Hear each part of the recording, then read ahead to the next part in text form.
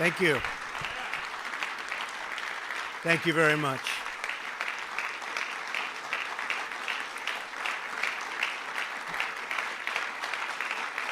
Thank you. Thank you very much, ladies and gentlemen. When Justice Scalia passed away suddenly last February, I made a promise to the American people. If I were elected president, I would find the very best judge in the country for the Supreme Court. I promised to select someone who respects our laws and is representative of our Constitution and who loves our Constitution, and someone who will interpret them as written. This may be the most transparent judicial selection process in history. Months ago, as a candidate, I publicly presented a list of brilliant and accomplished people to the American electorate and pledged to make my choice from among that list. Millions of voters said this was the single most important issue to them when they voted for me for president. I am a man of my word. I will do as I say, something that the American people have been asking for from Washington for a very, very long time. Today,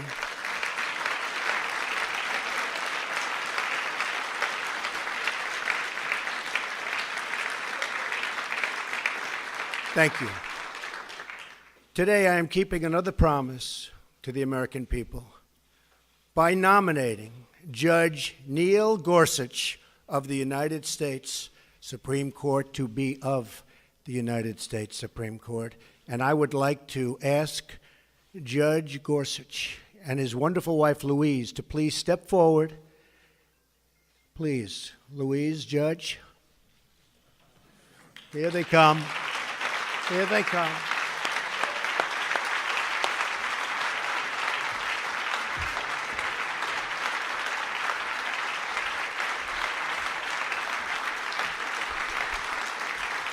So was that a surprise? Was it?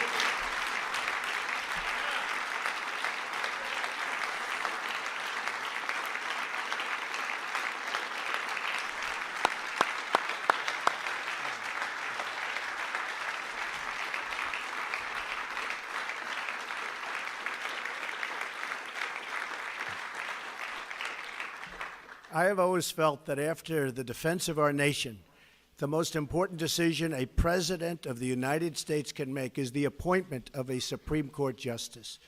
Depending on their age, a justice can be active for 50 years, and his or her decisions can last a century or more and can often be permanent.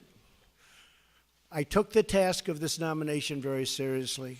I have selected an individual whose qualities define, really, and I mean closely define, what we're looking for. Judge Gorsuch has outstanding legal skills, a brilliant mind, tremendous discipline, and has earned bipartisan support. When he was nominated to the 10th Circuit Court of Appeals, he was confirmed by the Senate unanimously. Also, that's unanimous. Can you believe that nowadays with what's going on?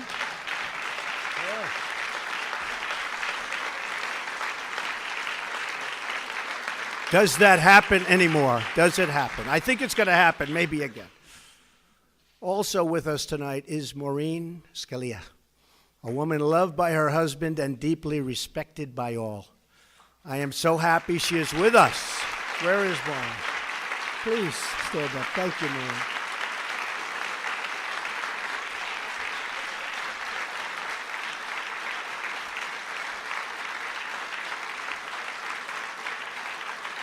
Thank you, Maureen. She is really the ultimate representative of the late, great Justice Antonin Scalia, whose image and genius was in my mind throughout the decision-making process. Not only are we looking at the writings of the nominee, and I studied them closely, but he is said to be among the finest and most brilliant, oftentimes, the writings of any judge for a long, long time. and his academic credentials, something very important to me, and that education has always been a priority, are as good as I have ever seen. He received his undergraduate degree from Columbia with honors. He then received his law degree from Harvard, also with honors, where he was a Truman Scholar. After Harvard, he received his doctorate at Oxford, where he attended as a Marshall Scholar, one of the top academic honors anywhere in the world.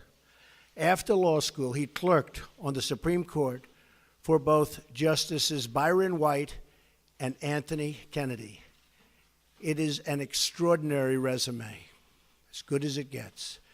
Judge Gorsuch was born and raised in Colorado and was taught the value of independence, hard work, and public service.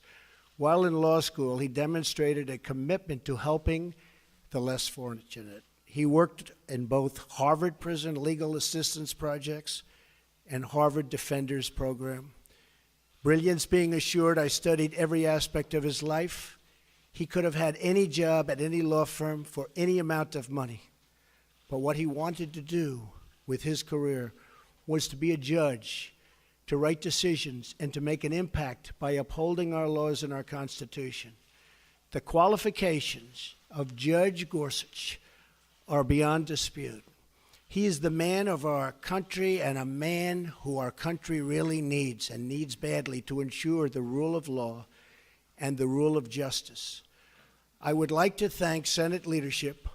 I only hope that both Democrats and Republicans can come together for once for the good of the country. Congratulations to you and your family. May God bless you. May God bless our glorious nation.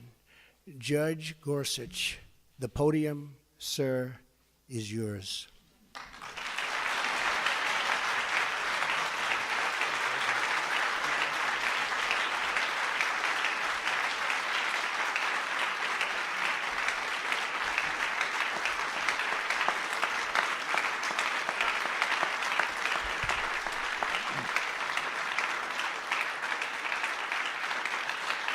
Thank you.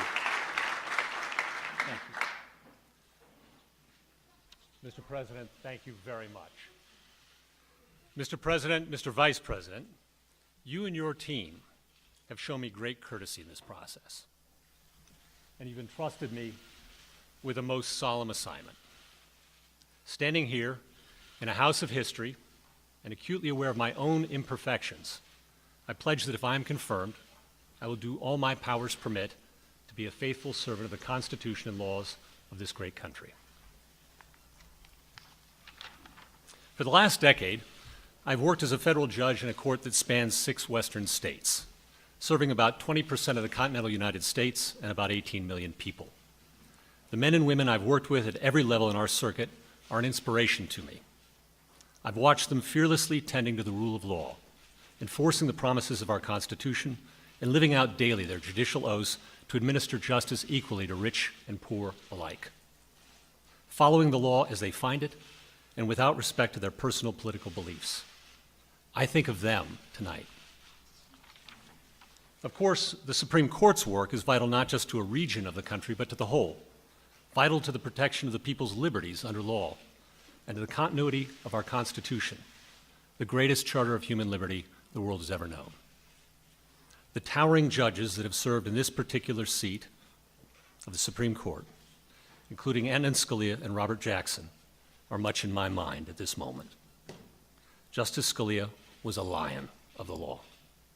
Agree or disagree with him, all of his colleagues on the bench cherish his wisdom and his humor.